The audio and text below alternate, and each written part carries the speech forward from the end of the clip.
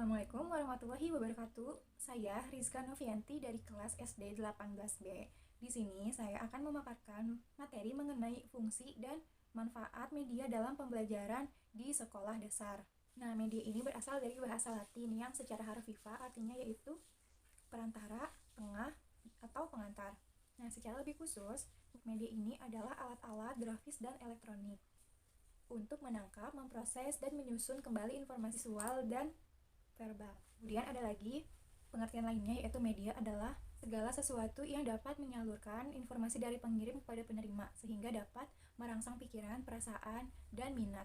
Media ini berfungsi sebagai penyalur atau perantara informasi dari guru yang akan disalurkan atau disampaikan kepada muridnya, sehingga dengan adanya media ini siswa bisa lebih tertarik, lebih meminati, dan lebih fokus kepada media ini, sehingga secara tidak langsung siswa menerima informasi atau materi yang dikirimkan oleh guru dan dapat tercapainya tujuan pembelajaran. Di sini ada lagi pengertian media menurut Latu Heron. Media adalah alat atau teknik yang digunakan untuk kegiatan belajar mengajar yang dimaksudkan untuk terjadinya proses pembelajaran yang interaktif, komunikatif, edukatif antara guru dan siswa sehingga dapat berlangsung secara tepat dan daya guna. Suatu pesan terkadang disalurkan melalui saluran audio, misalnya melalui media radio. Kemudian saluran gambar yang melalui media visual. Kemudian ada pandang dengar atau seperti TV. Nah, ini melalui media audio visual. Media dapat mencakup materi pembelajaran berupa buku, majalah, dan media cetak lainnya. Nah, media ini memiliki fungsi yaitu sebagai penghantar atau pembawa informasi antara pengirim, bisa dikatakan ini sebagai guru, dan kepada penerima, atau bisa dikatakan ini seperti siswa. Di sini menurut Levy and Lenz mengemukakan ada 4 fungsi media, khususnya ini adalah visual ya. Yang pertama itu ada fungsi atensi. Artinya media ini dapat menarik dan mengarahkan siswa kepada pembelajaran yang bermakna. Biasanya siswa akan berkonsentrasi untuk memahami pelajaran yang berkaitan dengan makna yang ditampilkan pada pembelajaran. Ini fungsi afektif. Biasanya media visual dapat terlihat dari tingkat kenikmatan siswa pada saat pembelajaran atau membaca teks bergambar. Nah, biasanya kalau siswa itu membaca teks secara banyak atau hanya teks berupa teks saja, itu akan sangat membuat siswa tidak nyaman. Jadi dapat diselingkan dalam teks itu berupa teks dan gambar sehingga pada saat siswa akan membaca itu sudah ada ketertarikan kepada teks tersebut.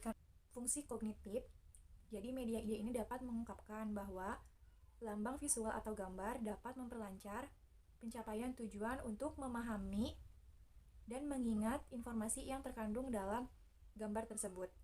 Seperti pembelajaran mengenai rambu-rambu lalu lintas. Dengan menggunakan lambang atau gambar dari rambu-rambu lalu lintas itu, siswa dapat mengambil informasi seperti lambang S dicoret itu artinya dilarang stop. Nah, seperti itu. Jadi siswa akan lebih mudah untuk mengingat dan memahami apa yang dimaksud dalam gambar tersebut. Nah, yang keempat yaitu fungsi kompensatoris. Media pembelajaran terlihat dari hasil pengamatan atau penelitian konteks untuk memahami teks bacaan, membantu siswa yang kesulitan dalam membaca untuk mengorganisasikan informasi dalam teks dan terutama yang berkenaan dengan dan mengingat kembali. Nah, kemudian ada fungsi fisikomotoris. Fungsi ini diberikan dengan maksud untuk menggerakkan siswa melakukan sesuatu kegiatan terutama yang berkenaan dengan hafalan. Contohnya seperti pembelajaran menghafal gerakan-gerakan wudhu atau tahapan-tahapan wudhu. Nah, media yang dapat digunakan itu melalui media lagu yang berisikan atau berlirikan gerakan-gerakan wudhu tersebut. Kemudian ada fungsi evaluasi agar segala kegiatan belajar mengajar yang telah dilaksanakan dapat dilakukan penilaian kemampuan siswa dalam merespon pembelajaran. Secara umum, manfaat media pembelajaran ialah dikatakan untuk memperlancar instruksi antara guru dengan siswa sehingga kegiatan belajar mengajar dapat berlangsung secara optimal. Di sini ada beberapa manfaat mengenai media pembelajaran di sekolah dasar. Nah, yang pertama ini penyampaian materi pembelajaran dapat diseragamkan. Nah, artinya dengan bantuan media pembelajaran, penafsiran yang berbeda antar guru dapat dihindari dan dapat mengurangi terjadinya kesenjangan informasi di antara siswa dimanapun berada. Nah, yang kedua, pembelajaran menjadi lebih jelas dan menarik. Media dapat menampilkan informasi melalui media suara, gambar, gerakan, dan warna, baik secara alami maupun manipulasi, sehingga membantu guru untuk menciptakan suasana belajar yang lebih interaktif dan menjadi lebih hidup, tidak monoton dan tidak membosankan. Yang ketiga, manfaatnya itu adalah pembelajaran menjadi lebih interaktif. Nah, dengan media ini, dalam pembelajaran terjadi komunikasi antar dua arah. Sedangkan kalau tanpa media ini dapat terjadi komunikasi hanya dengan satu arah. Seperti kalau tidak memakai media itu, biasanya guru yang berceramah atau menyampaikan materi secara terus-menerus. Menggunakan media ini, siswa menjadi lebih aktif. Dalam pembelajaran ini bisa dikatakan pembelajaran yang interaktif. Manfaat yang keempat adalah efisiensi waktu dan tenaga. Tujuan belajar akan lebih mudah tercapai secara maksimal dengan tenaga yang seminimal mungkin. Guru tidak perlu berulang-ulang kali dalam penyampaian materi, sebab dengan sekali sajian menggunakan media, siswa akan lebih mudah untuk memahami pembelajaran. Media memungkinkan proses belajar dapat terjadi dimanapun dan kapanpun. Pembelajaran dapat dirancang sedemikian rupa sehingga siswa dapat melakukan kegiatan-kegiatan dengan lebih leluasa dimanapun dan kapanpun, tanpa tergantung kepada seorang guru, yaitu.